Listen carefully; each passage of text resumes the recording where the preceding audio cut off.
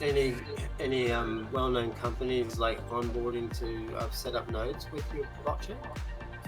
No, so basically, we're really private about it. So we basically have, because we realized early on in development that every single crypto, like almost all of the cryptocurrencies, were run by scams.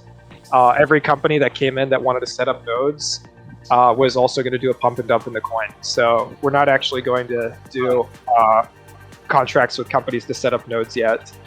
And we're actually going to try to do everything ourselves to start up with.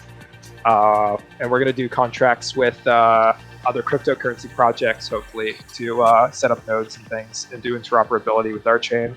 So we're going to be focusing more on decentralization and integration, which a lot of coins ignore. Because the crypto community is divided. You have thousands of projects and no single person to actually lead it. So no one's actually focusing on integration. They're all focusing on their own thing. So it's left a hole. And that's why crypto is going to fail, because then the SEC can just set up like 1,000 nodes for each project, and there's only like a few hundred consensus nodes for most projects. They can just control the consensus process like that. So, yeah. So how does that go with the ICO?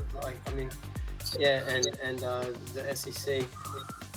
So basically, ICOs are illegal in the United States, but we're not based in the US. Because I used to live there, but I don't anymore. So and actually, the firm that I work with is not based in the US either. So we're gonna do it a global ICO, and we're gonna do it to anybody. So it's not just gonna be venture caps who's gonna jump on board. This is like anybody can throw money at this. We're going to do an ERC20 coin, and we're going to do payouts once we set up the alpha version of our blockchain.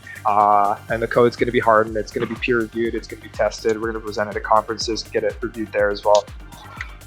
And almost all the math that we presented has already been peer-reviewed as well. So, yeah. So we're getting 100 positives. How about a real negative then?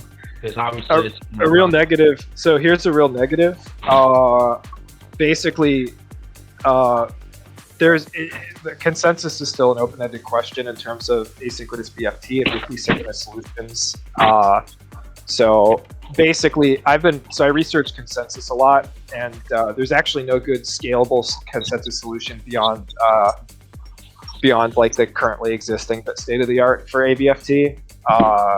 And there's papers that are being published every 2 years that basically say all the consensus algorithms using ABFT from 2 years ago don't work anymore. Stellar can be broken, Tendermint can be broken, blah blah blah blah blah, stuff like that. And these get published. Because obviously someone knows how to break them. So yeah, the way they get broken is they realize that the consensus algorithms aren't flexible. So they design them because an ABFT algorithm is supposed to be flexible, but their solution for it doesn't actually work. So I call it long-term topological analysis, or basically just how the structure of the network over time. Basically what happens is there's a lot of unstable solutions to the consensus problem that end up becoming either centralized at some point, so one node has almost all the power in the network and consensus basically becomes controlled. Two, the apoptosis, where basically every node, all the connections fizzle out, and you have weak connectivity, which basically puts chokeholds on the network.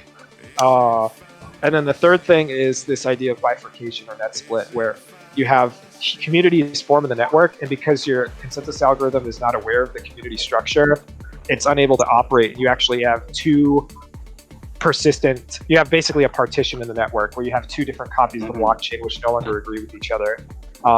And that can lead to two additional problems, which is one, either you just have a double spend, possible now, or two, consensus is permanently halted and the block, minting process becomes just a cluttered mess. So there's ways to solve that, and that's what I did. And consensus was reasonably easy to fix after we were able to solve that, but it's still an open-ended question. So all you can do is long-term and every 6 months always check the topology of the network and make sure that your solution's stable, and always read up everything on the state of the art of what's happening in ABFT. how would you go about checking the topology network? Like you would have to have a full history known, right? It's a lot of work. So you basically, there's this concept called a sync oracle, where अरे कोई basically airdrop है तो it दिखाओ। has in degree of most Hey, of New the dude, network. airdrop, new currency add for Binance. Please talk me. Shut up, dude. Sync Oracle. I muted him. Say that again. Sync Oracle. Yeah, so you mute the guy named Crypto Trader. I muted him like a while back.